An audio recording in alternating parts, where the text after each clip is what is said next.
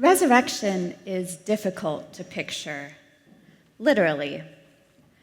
When I worked at the ELCA Lutheran Publishing House, one of my jobs was to choose the cover art for our weekly bulletin line that would be shipped to churches all over the country. For many Sundays, this was a fun and relatively straightforward task. A picture of a bowl of mustard seeds for the parable of the mustard seed, an icon of Jesus' teaching for his inaugural sermon, a painting of Mary and Elizabeth for the Magnificat. But the image for Easter morning was a struggle every year. Last spring, I thought I had solved it when I found a beautiful, slightly abstract painting of Jesus about to emerge from the tomb. The perspective put you inside the tomb with Jesus as he stood near the stone, just being rolled away and admitting the morning light. It was lovely. My boss, however, told me it would not do. She had tried something similar years ago and still remembered the angry phone calls because we had dared to picture Jesus' resurrected body as if we knew what it looked like, print it, and send it out into the world.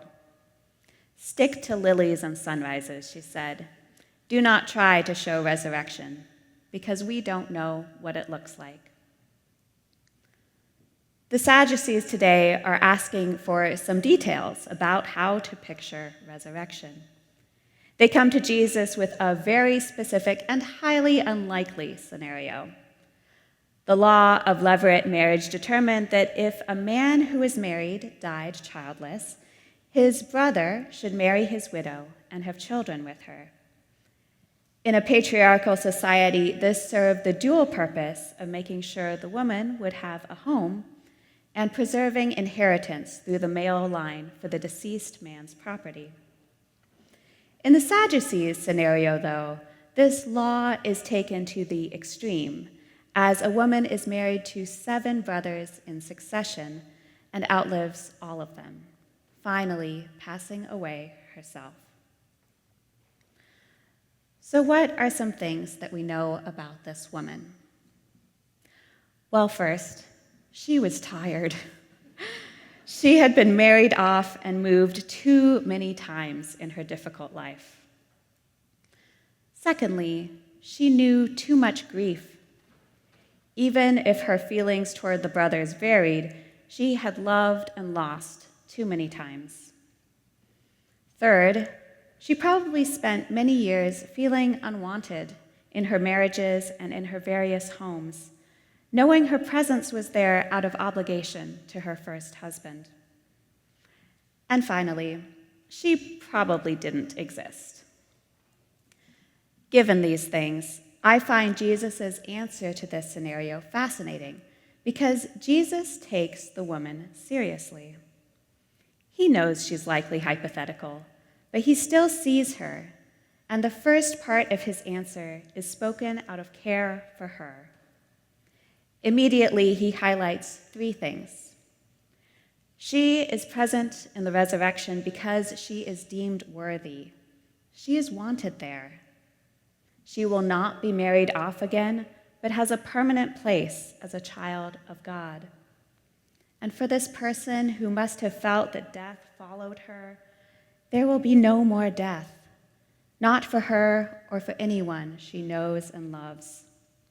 The circumstances that so defined her life on earth have been radically altered in the resurrection in a way that shows Jesus' knowledge of her needs and longings and God's care for her.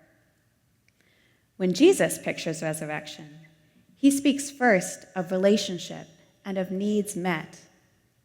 That's a lot of grace for the object of a hypothetical question. Now, here's some things we know about the Sadducees, who created and asked this question. First, they were wealthy and powerful. Secondly, they included the temple priests, and Jesus here is teaching in the temple courts. Third, they focused only on what was written in the Torah to guide their beliefs.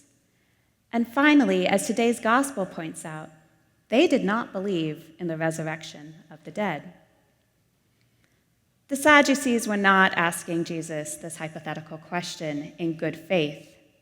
If you read the rest of Luke chapter 20, it reveals a series of similar verbal tests and traps designed to undermine Jesus' authority or draw him into politically dangerous waters. Given this context, it is unlikely that this question was designed to provoke a serious answer. But again, Jesus does take it seriously. It's natural to wonder about the specifics of resurrection, especially what social and family relationships will endure. Even if it was intended as a verbal test, perhaps behind the careful setup, Jesus saw real wondering and real longing for an answer, as these powerful men recalled the loved ones that they themselves had lost. If, in the first part of Jesus' answer, he sees and speaks to the woman, in the second part, he sees and speaks to the Sadducees. The Sadducees based their question on words of Moses in the Torah, that is, the first 5 books of the Bible. And so Jesus returns to the Torah and Moses in his answer, engaging with the heart of his listeners' beliefs. Even though they did not believe in the resurrection and are very clear about that, Jesus engages their doubt with his own confident belief. I have to wonder if deep in their hearts they wanted Jesus to prove them wrong about the resurrection of the dead. They were the priests who kept the temple day after day. They had to desire to see God for themselves. So Jesus turns to Moses, whom they revere, and his first encounter with God in the burning bush as his example. Jesus frames resurrection for them as a theophany, that is, an immediate, unmediated interaction with God. While using a grammatical proof for his audience, he also leads them to picture an image which they knew very well: Yahweh calling to Moses from a bush in the middle of the wilderness that was aflame but never consumed. There, God reveals to Moses the divine name, sees the suffering of the Israelites in slavery, and promises to be with them and Moses to deliver them to freedom. For the Sadducees, this was a central announcement of who God is and of divine mercy and rescue. For them, it had the ring of resurrection. So when Jesus calls to mind Moses, the Israelites, Abraham, Isaac, and Jacob, he is speaking to their deepest longings as well. Resurrection, Jesus is saying, is like all the promises you believe with all your heart. It is like being in the presence of God as Moses was, and favored by God as your ancestors were. It is not foreign to you, even if you doubt it, but an expression of the God you worship and the promises you cling to. Abraham, Isaac, and Jacob are there with God, and in the resurrection, you will be too. To God, all of them are alive.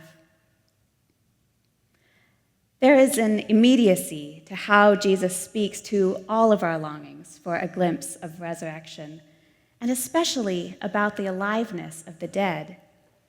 They are not in a holding pattern or present but somewhat vague.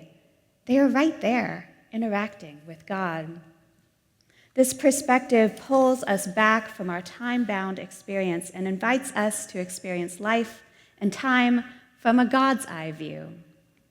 In this big, broad, and loving view, we can see how fragile we all are and how loved.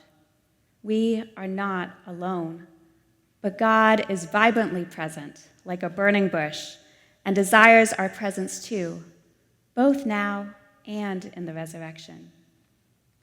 Jesus speaks with such confidence of the fact that the dead are raised.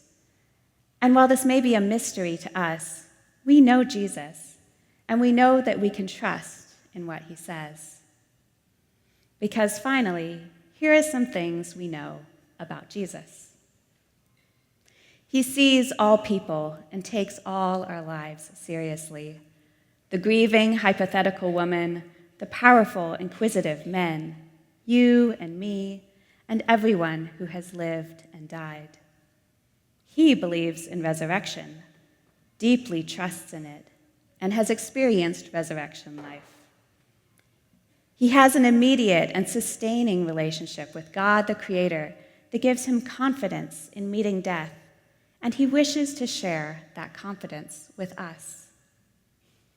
Jesus knows that we cannot clearly picture resurrection, and so he graciously meets us at the limits of our knowledge. He does not shut down our wonderings, but instead takes us, our lives, our longings, and our doubts seriously. When we run out of things we know, Jesus reminds us that it's not so much what we know, but who we know that matters. And he gently reorients us from searching for certainty to resting in relationship with him. To God, all of them are alive. All who questioned, all who grieved, all who listened, and all who died. To God, all of them are present, seen, loved, and cared for. Amen.